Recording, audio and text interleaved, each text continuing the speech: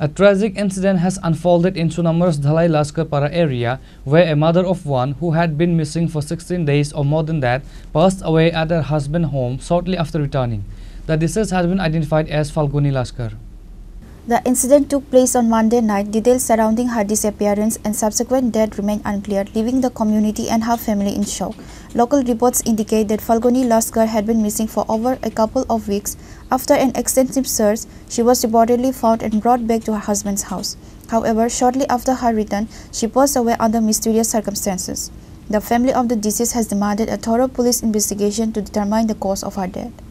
আমি এটার পিছনে দায়ী দিচ্ছি রাজেশ দাসকে আর রাজেশের বউকে। রাজদাস আর রাজদেব সে কি করতো? হ্যাঁ, পাইপলাইনে কাজ করতো আমার বাড়িতে, কাজ করতো, তো তাই তো। এছাড়া আর কিছু না, মধ্যশুদ্ধ আইতো টাইতো আমার বাড়িতে। তো এই সমস্যা কতদিন যাবত চলছিল? এটা আমি বলতে পারি না, আমি সেদিন টের পেয়েছি যেদিন গেছে। দীর্ঘদিন আপনার স্ত্রী কোথায় ছিল?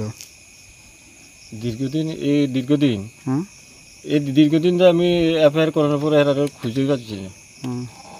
আজকে খবর পেয়েছি থানাতে, তারা নিয়ে আনছে। আমার স্ত্রীর নাম? আমার স্ত্রীর নাম হচ্ছে ফাল্গুনী বর্মন। কত বছর আগে বিয়ে হয়েছে আপনার? আচ্ছা, আমরা বিয়ে হয়েছে 14 বছর। আপনার ছেলে সন্তান রয়েছে কি? আমার মেয়ে একজন আছে।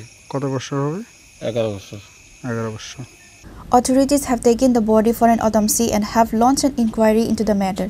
Further details are awaited as the police investigation is underway. Reported by Jivan from Bishalgarh, Chinkhorang.